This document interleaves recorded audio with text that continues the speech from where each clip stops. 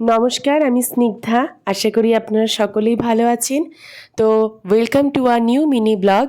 আজকে আপনাদের mini blog number 86 এবং আমি আজকে মিনি ব্লগের মাধ্যমে আমার একটি দিন আপনাদের সাথে শেয়ার করতে আসলাম।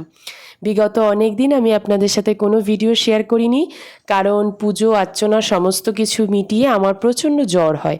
তো সেই সব কিছু মিটিয়ে আস্তে আস্তে একটু দেরি হয়ে গেল। সকাল আমার শুরু হয় 6:30 থেকে। তো আজকে আমি যাচ্ছি 7:30টায় বাচ্চাটিকে পড়াতে।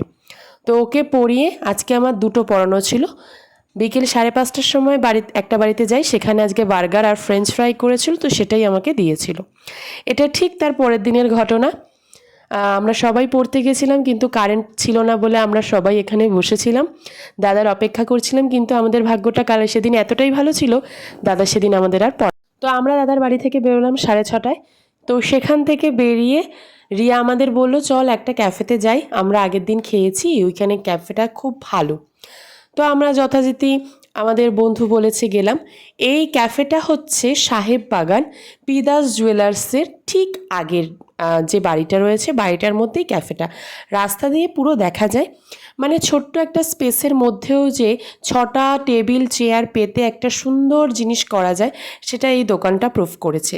খাবার দাম আন্দাজে খুবই ভালো, আপনারা এখানে ট্রাই করতে পারেন। আর আমি এখান থেকে চা খেয়েছিলাম, আর এখানে চিকেন যেটা ফ্রোজেন একটা কি বলে, আমি এটা ঠিক নাম জানি না, যদি কেউ জেনে থাকেন তাহলে অবশ্যই জানাবেন।